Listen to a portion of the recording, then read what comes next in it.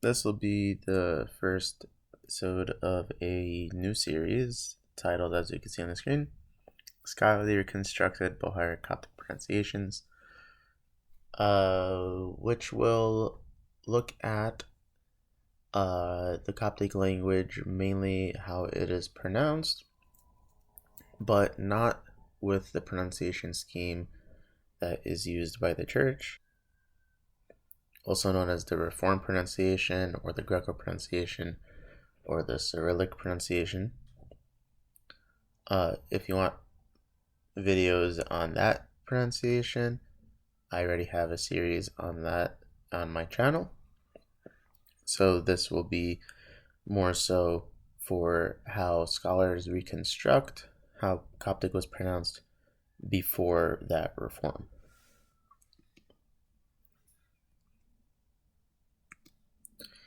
This is based off of the works of James P. Allen, Emil Maharis Hat, Antonio Lopriano, Karsten Pust, and Chris Reitges. I probably pronounced those wrong. And these are the works I am referring to. On each slide, if applicable and if I remembered, I referred to these sources along with the page numbers so you could refer to them yourself and can look at what they had to say regarding that and the surrounding context. So for example, if I'm referring to page 4 of Allen, on the corner I'm going to write A4. A for Allen, 4 for the page. This series, hopefully I'll be going over these topics: the linguistic history of Coptic, the classical pronunciation, estimated to be during the Roman period, so we could say maybe 200s, 300s AD. The late Bohairic pronunciation, estimated to be ranging from I think 1300s to 1800s. The original names of the letters, hopefully, if I remember. And I was originally going to include on here the shapes of the letters. If I recall, while I go through each letter, I'll mention it as well, because in my opinion, it's important to know how the letters look / are written with different hands or in different ways, so that you actually can read the language. For example, if you learned how to read English only off of Times New Roman, if you try to read something on this slide, for example, you wouldn't be able to figure out what it is unless you have to think a little harder, right? So for example, the T's on this slide, they're written differently than they are in Times New Roman. The lowercase g's especially are written different than the way they are written in Times New Roman. But as English speakers and readers, we know how the general letter shape would be, and thus we could tell what letter it is. In Coptic, there are a few letters with a wide array of how it could be written. So hopefully when we get there, we can look at those. This episode will just be the introduction, so we won't go into any in-depth pronunciation of any one particular letter. We will look at a few examples of important patterns, which will make us have to look at pronunciation to understand those patterns. In addition, if I can grasp it well enough when we get there, after we go through pronunciation, I do want to try to go over prosody, or where the stress is put in Coptic words. But I honestly have to work on that myself to understand it better, to go over that. Because obviously the way you pronounce something, you first have to know how each letter is pronounced or how each sound is made. And then after that, you have to know where to stress in the word. So first off, what is Coptic? Coptic is the natural evolution of the Egyptian language written in a Greek script. Now, if you're Egyptian, when you're younger, I'm sure in school, first off, At least when I was younger, that was like around Egyptomania. Everyone was obsessed with Egypt. So first they were amazed that an Egyptian exists, especially outside of Egypt. And then second they'll ask you, do you speak Egyptian? And all of us, we were trained to say, no, Egyptian's not a language, we speak Arabic, right? Stuff like that. Egyptian is a language, it's just a dead language. And it's the language that the hieroglyphs write. So the hieroglyphs themselves are not a language, it's a writing system or a script. Okay, so that same language behind the hieroglyphs, over the thousands of years of development, becomes Coptic. And instead of being written in hieroglyphs or the other writing systems that we'll go over in a little bit, it's written in a Greek script, meaning the way it looks when it's written down, for the most part, uses Greek letters. There are a few exceptions we'll go over. So the question some people have is, well, doesn't that just make Coptic Greek? The short answer is no, and this is an example why. And I don't know how it should be pronounced. Either it's Franco-Arabic or Franco-Arabic, I don't know. But it's the idea of writing Arabic with the quote-unquote French alphabet, which is really the Latin alphabet, so that it's easier to type. So for example, this word, Habibi.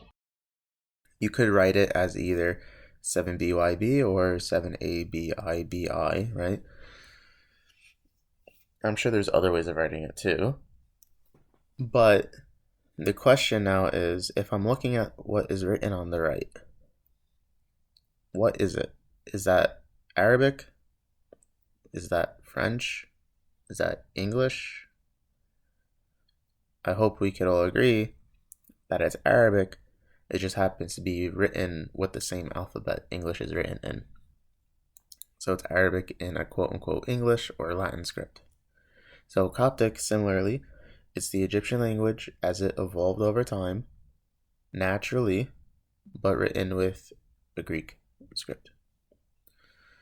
So I am positing that some way, somehow, the ancient Egyptian language becomes what we call Coptic. And here I have 200 BC. That's more so for Old Coptic. It's debated whether Old Coptic falls under Coptic or if it falls under the previous stage of the Egyptian language. It's more so estimated that Coptic becomes its own language around 280 or 8200. So you can range the Coptic from 200 BC to 280 as opposed to what's actually on the slide itself. Here we have two columns that we're going to look through. We're going to go through the column of language, and we're going to go through the column of alphabet, meaning on the left side, that's going to go through the quote-unquote history or lineage of the Egyptian language as it developed over time. Meanwhile, on the right side, we're going to go over how alphabets have developed and were passed down, etc. And then we're going to find that Coptic will happen to be the byproduct of both. But first, how does Egyptian work, or how does reading hieroglyphs work, right? So hieroglyphs can be usually used in one of three ways, and it's not that every sign has all three ways, but they're used in one of three ways. The first way is that it is the word it is a drawing of. So the top right hieroglyph we see here, that's an open mouth. So if I were to write that with a little vertical stroke underneath it, that is saying the word mouth, which in Coptic we know, at least in Bohairic, is ro. Okay, so like R-O pretty much, ro.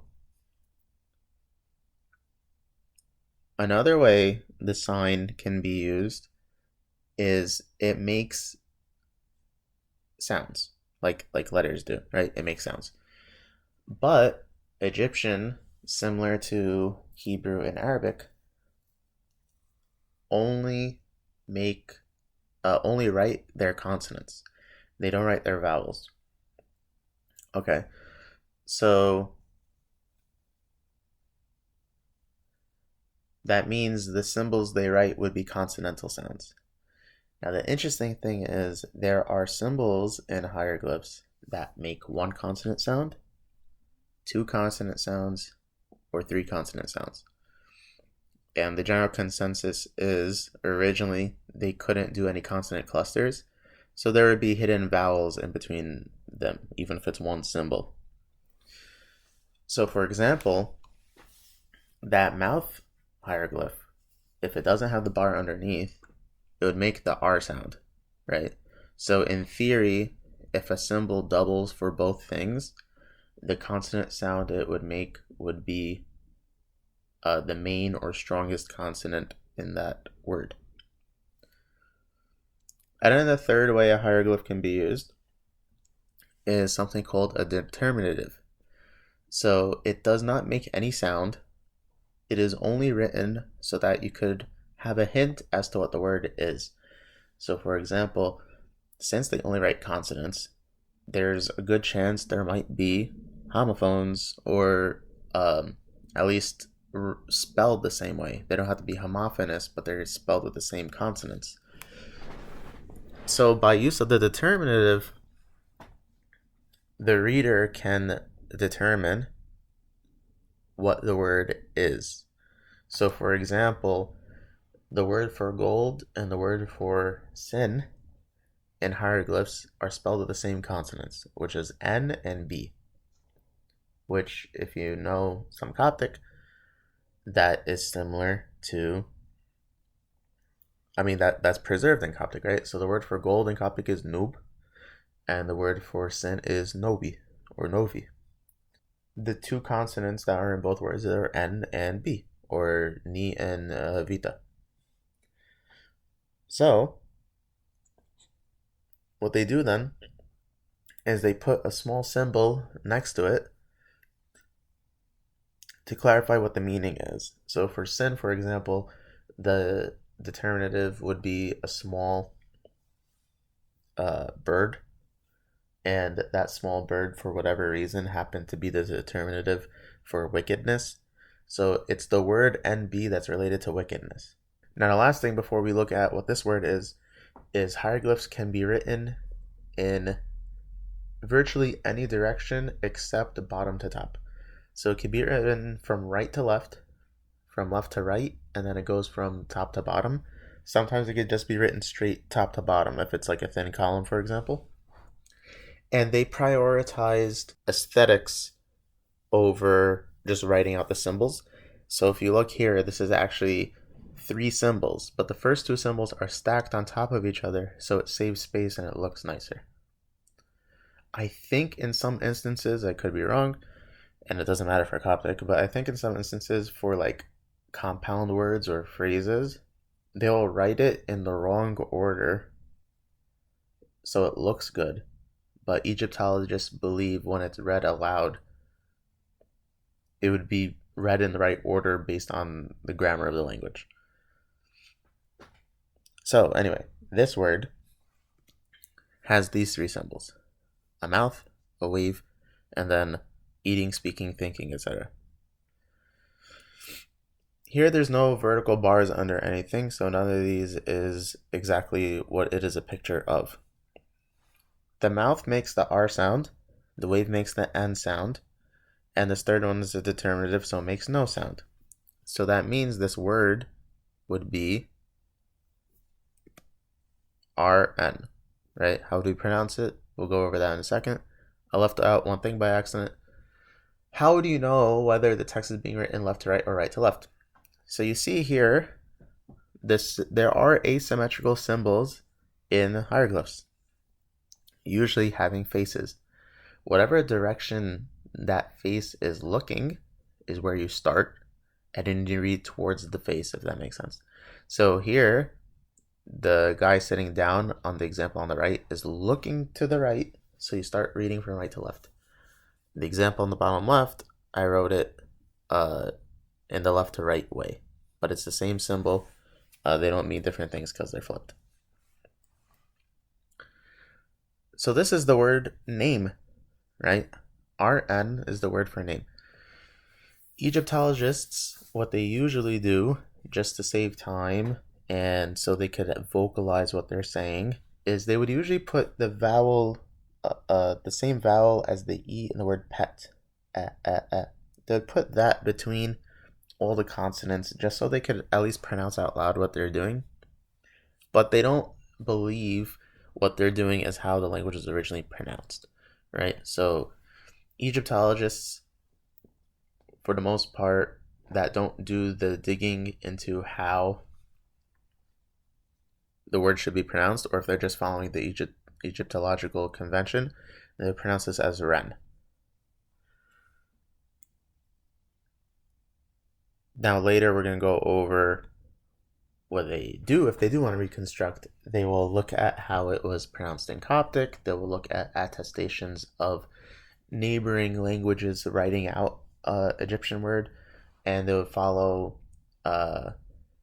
they also study the word over time and how the vowel probably shifted over time, if not from those other attestations, then from nearby languages. So the top example is in hieroglyphs, and the bottom one is in hieratic. So hieratic is if you want to think of it, it's like a script or cursive version of the hieroglyphs. It's less detailed, and it's easier to write, and it is only written from right to left. So here you can see the general shapes, but it's obviously much less detailed. Like you can't even tell that's supposed to be a wave, it just looks like a stroke. The mouth isn't even closed in that case, etc. So let's go back to this diagram. So we have the Egyptian language. We're going to do the alphabet first. So first, the Egyptian language, symbols were taken and borrowed, and they were adopted into a script that is called Proto-Sinaitic. Okay, and this was around 1850 to 1550 BC. Proto-Sinaitic was then developed and adopted by the Phoenicians, and which was around 1000 BC. And hopefully you guys have learned in your world history class that Phoenicians were sea traders, and whenever trade occurred, there was also the spreading of ideas. So their alphabet spread like wildfire. I'm going to try to put a nice diagram on the screen that shows how the majority of scripts for the major languages of the world all developed from Phoenician. And if you follow where Phoenician came from, you could then say major alphabets all come from hieroglyphs. It's really interesting.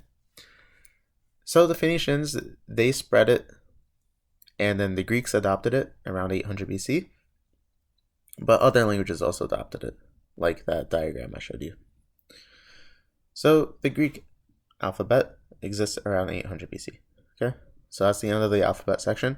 So in a way, we could see that the Greek script comes from hieroglyphs. Now, the ancient Egyptian language, as it develops over time, it becomes Demotic.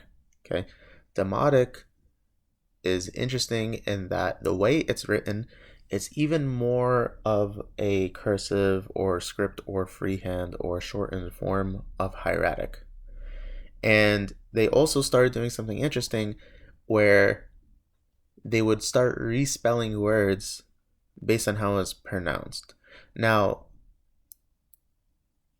obviously, if they only write consonants, for the most part, they're going to write how things were pronounced. But as the language developed, there were a pattern of letters stop being pronounced. Like, for example, the T at the end of words. And that T at the end of words would actually denote whether, if it's a noun, it'll denote whether it's masculine or feminine. But for whatever reason, that got phased out. And this shows more clearly in Demotic because they would stop putting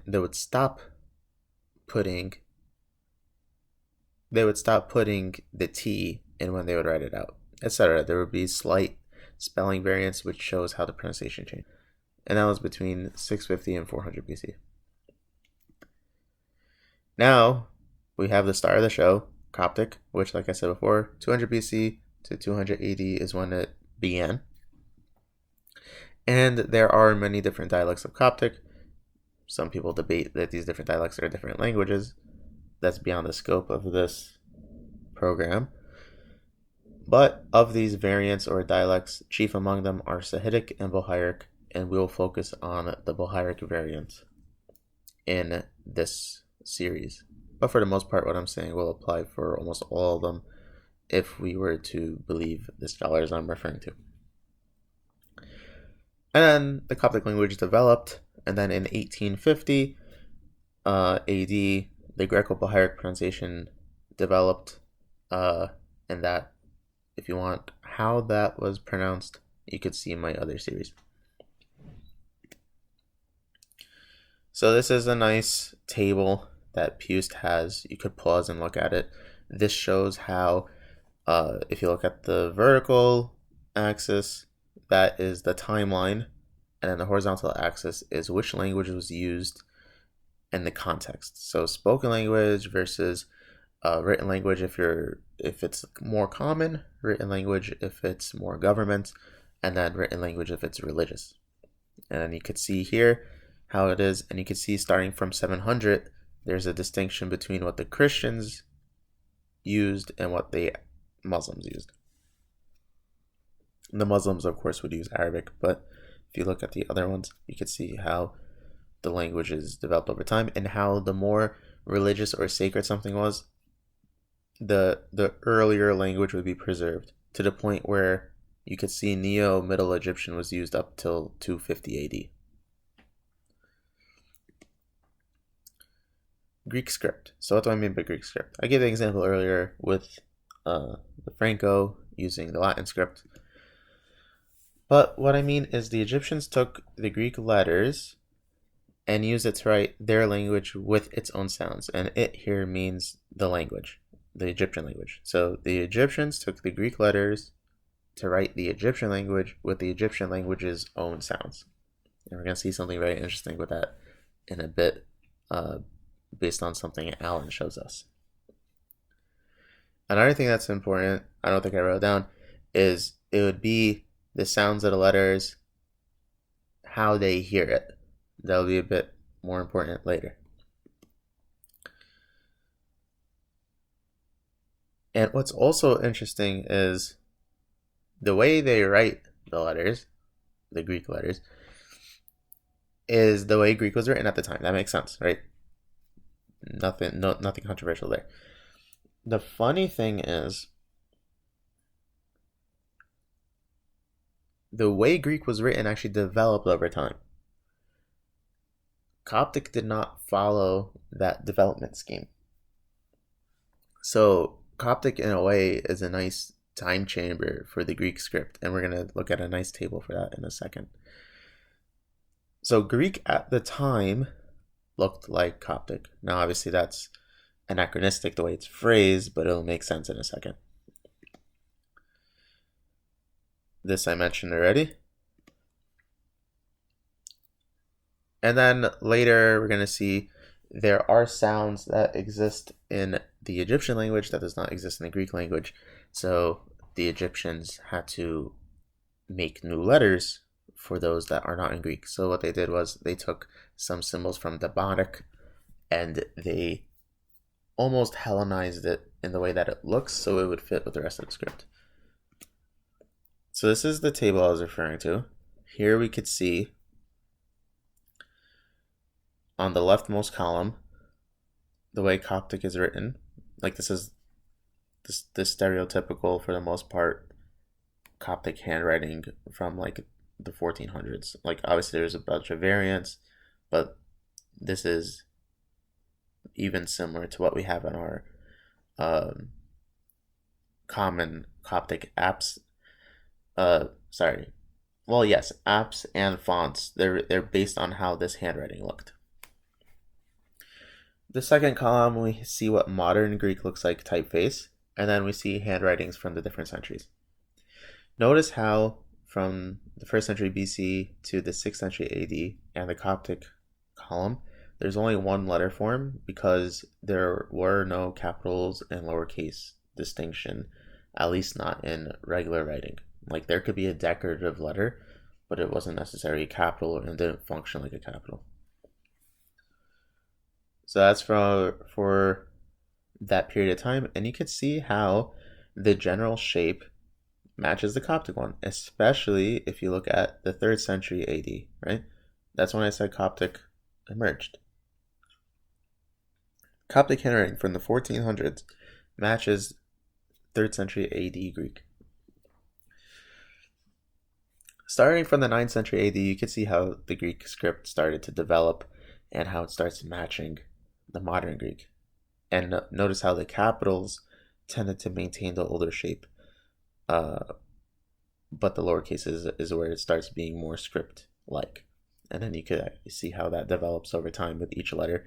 And I picked these in particular because these are ones that look the most different from their oldest script form.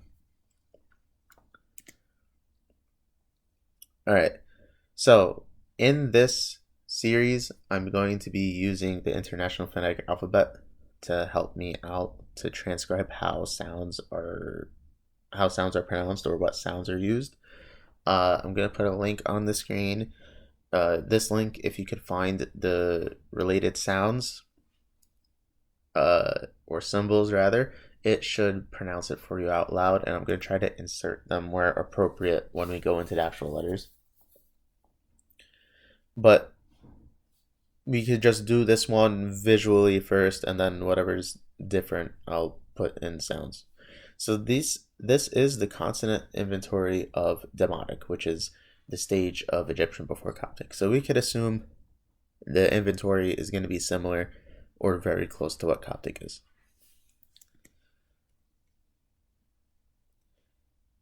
Here is the Greek sounds, or the Greek consonant inventory of Classical Greek, which is centuries prior. I'm going to explain later why we did centuries prior.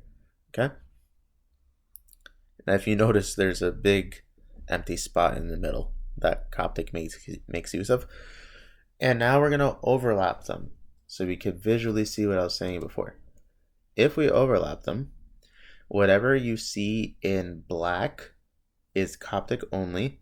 Whatever you see in a brighter color, like white almost, is Greek only, and then whatever is in gray is shared between the two. Okay, so that's why it says, how do they stack? Look at the gray. Okay, so the gray, like I said, is where they match. Now if we look at the black, these are the sounds that are only in Egyptian. Let's go from left to right. So the F sound is written with this letter, phi, right? That letter makes the F sound. Okay, and there's debated another sound it can make. We're going to get there when we get there. The post-alveolar and palatal fricative, if we could look at that one, these sounds actually end up merging to make the letter shy. Okay, on the bottommost row, before I go into the next column, the bottommost row,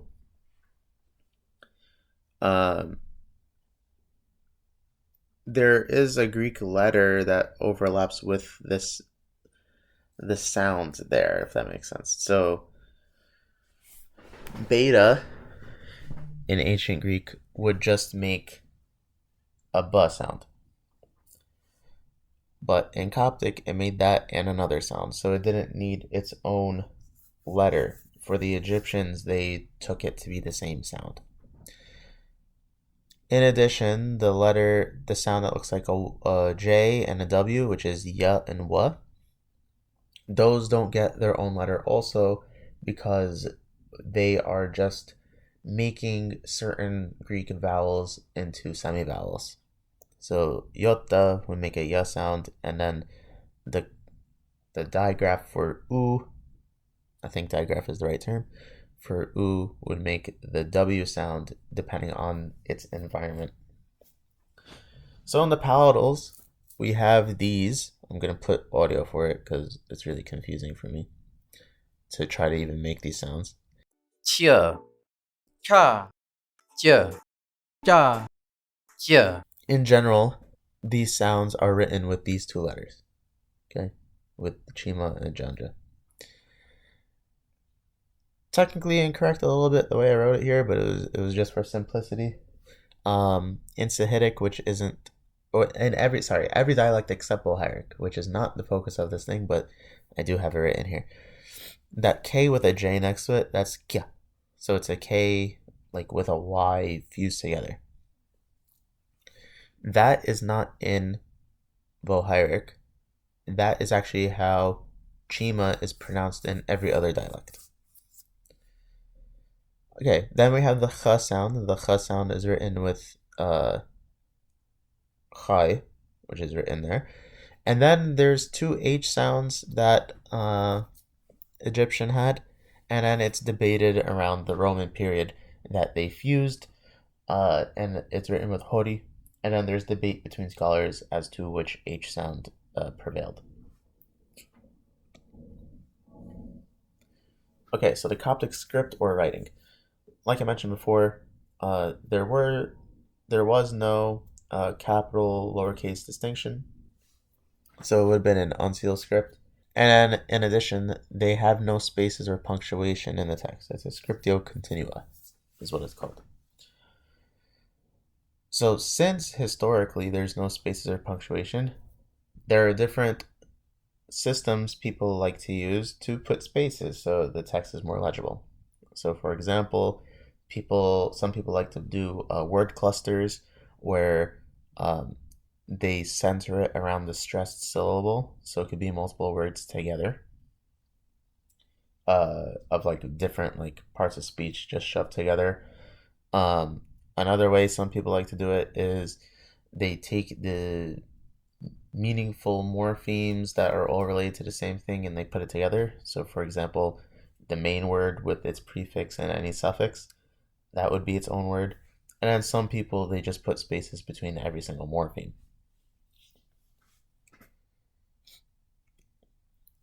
So here's a visual for the alphabet.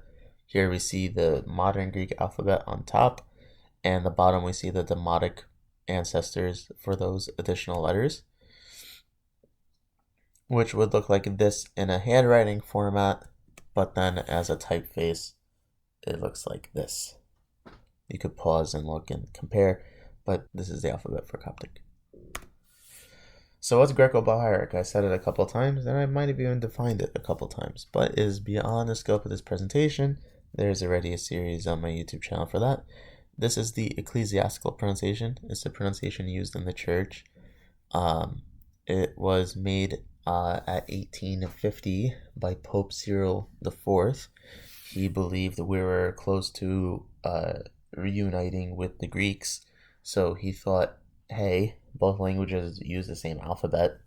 Why don't we make the pronunciation standardized and make it match Greek? We'll see later, hopefully, if I remember, the flaws behind that and how it affects how the language itself is, how it's pronounced, constructed, even the grammar. I'm probably not going to get into that here, but the grammar is affected a bit by the fusing of it, by following Greek rules as opposed to the natural rules. For that reason, this is an unnatural pronunciation change. This isn't like the natural development that I'll go over in this series. Because like I said before, I'm doing multiple reconstructions. I'm going to go into that in a second.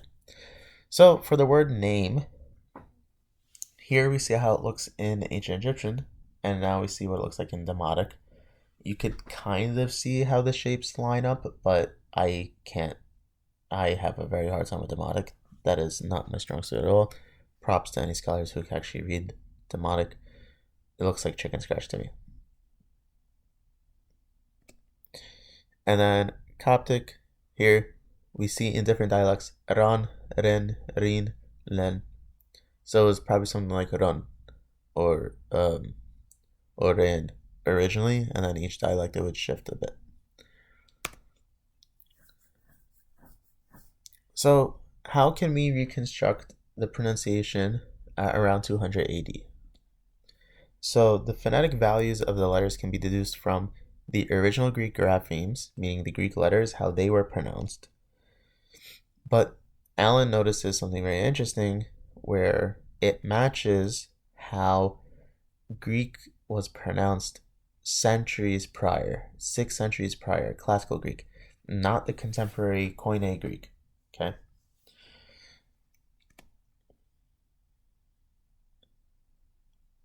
But the Egyptians were still multilingual. They knew Greek.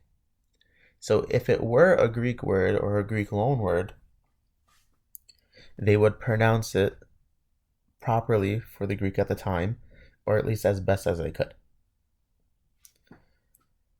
And they would even do this to a point where they might even misspell the word on purpose to spell how it's pronounced as opposed to keeping the Greek spelling. And we'll look at a chart Alan composed for that. Another way we could tell the sounds for letters, especially if 1, they differ from the Greek, 2, they do not exist in the Greek, is language internal alternation and variation, where alternation tends to be interdialectal interchange letters, meaning between Bohairic and Sahidic, if there's a word that's shared and like one letter is swapped, that means those letters had to make a similar enough sound to be able to be swapped. And then variation is intradialectal interchange letters, which means within the same dialect, the 2 forms of the same word are attested with a letter change. And then the letters being changed between the 2 have to sound similar or the same as well. So this is on page 6 of Alan's book. This is comparing the Greek letter with the Coptic letter and the different sounds it makes, right? So I'm going to go across. I'm going to do the classical value as best I can, the Koine value as best I can, and the Coptic value as best I can. So it's G, and then it becomes R, but Coptic very likely was K. And if you go back to the table I had before, you'll see Egyptians lacked the G sound, or at least scholars argue they lacked the G sound. So the closest sound they had was K. Almost all of the stops they had were voiceless. For the next letter, delta, D, the, T. Same thing, they lacked D, they had T, it was voiceless. Next one, eta, is how it was classically, and then it became or E in Koine period. And then Coptic, it's still in the E range, so it's either or e. Next one, theta. In Greek, it was t, and then eventually th. And then I'm going to look for the Coptic value. I'm going to look at the right-hand side, because the left-hand side is Sahidic and other dialects. The right-hand side, t, which is why theta is spelled with a th. It was a t with a h at the same time. That's why it's spelled like that. Same thing with phi. It's a p with an h, right? So it was originally p, then it became f or f, and then in Coptic it remained p. Same for ki, k, ch, k. So we're seeing Coptic is more closely matching the classical value of Greek. And now here's the interesting flip side, where Coptic will try to match the contemporary Greek pronunciation, right? So dikeos becomes tikeos, where they even respell it to have the e instead of alpha and iota, because it's not dikaios anymore. It's dikeos. Similar with the next one. Vlaptin, flapti, epistemi, or yeah, epistemi, hetimos, bili, karakter, or charakter, and then charakter. Right? Interesting thing here is the introduction of Coptic only letters into the respelling, like T being to combine tau and eta, or introducing hori for the rough breathing mark, and then using chai for the ch sound because Greek originally didn't have that ch sound. That's why Coptic has to introduce its own letter for that. Also notice there's no pure V in Coptic, so the closest thing they had was an F to make that flop T. One last thing, it's not too important because this isn't for Bohairic, but you could see how Aya with Iota together just makes an E sound. It does that in most dialects, but not in Bohairic. And then here is a table of the variants and alternates, so you could go back here whenever you need. Anything in parentheses with a B is Bohairic specifically, which of course is the focus of this series. So you look at the Coptic letter and you look at the next column over, that letter and the ones in the column right next to it, they change a lot. They interchange, which is telling you they're pronounced similarly, if not the same, right? So for example, before with kappa or the K sounds, right? So if you look at kappa, next to it is gamma. Remember, the theory is they didn't have a ga, so the closest sound they could make is ka. So kappa and gamma, I guess, they made the same sounds. Ki is very similar, right? Just has a puff of air with it. So that would alternate. And then, remember I said in other dialects, chima was actually kima. So ge has a K in it, so it would alternate with kappa. So that's an example of how to use this. Hopefully when we go through each letter, we'll make use of this.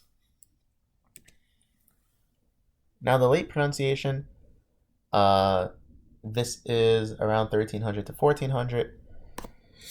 This is how Coptic developed over time. It's assumed that Coptic stopped being in spoken use in the 13th to 14th centuries, but some sources claim it was still spoken until the 17th century. Over the centuries, of course, the pronunciation has shifted, and this pronunciation is still in use in the village of Zenea. Linguists documented this pronunciation. In the early 20th century, these include George Sophy, Emile Gaultier, I'm assuming that's how it's pronounced, and William Worrell. Along with these linguistic transcriptions, Coptic transcriptions in Arabic script attest to this pronunciation scheme. So, like the opposite of Franco, or if you have like Coptic English, they have Coptic Arabic. They would write in Arabic how the Coptic sounded to them, which of course can have its flaws, which we'll go over in a second. There is debate over the amount of influence of Arabic on this shift, and we'll read the perspectives of two of our sources on this topic. Even with this outside influence, the shifts are much more natural compared to the 1850 reform. So for example, the word for heavens. The old pronunciation would be something like nipewi.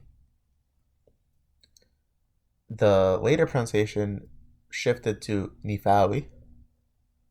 And then the reformed pronunciation becomes nifiowi because it starts taking on Greek pronunciation rules, which lacks that just gliding into a W that the old pronunciation has. So, nipawi, nifawi, nifiowi.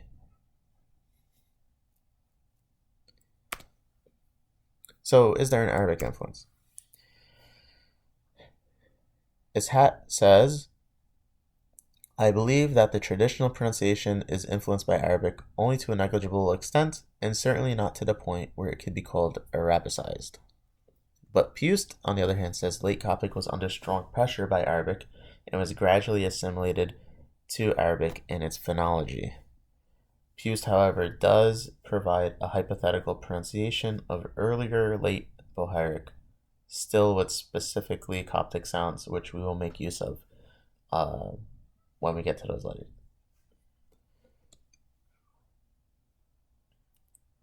We'll wrap up with a few important patterns. Some of them are Greek letters only used in Greek words, or for the most part used in Greek words, and they would vary in Coptic with these letters. So gamma with kappa, delta with tau, and zeta with sigma, for the most part. I went over these. I can only think of one Coptic word with a gamma, and it's alternating with a kappa, and I could think of one Coptic word with a zeta, but in other dialects, it uses a sigma, and etymologically, it comes from a word with sigma. Interestingly, for example, I think if you look in Puce's reference, he refers to another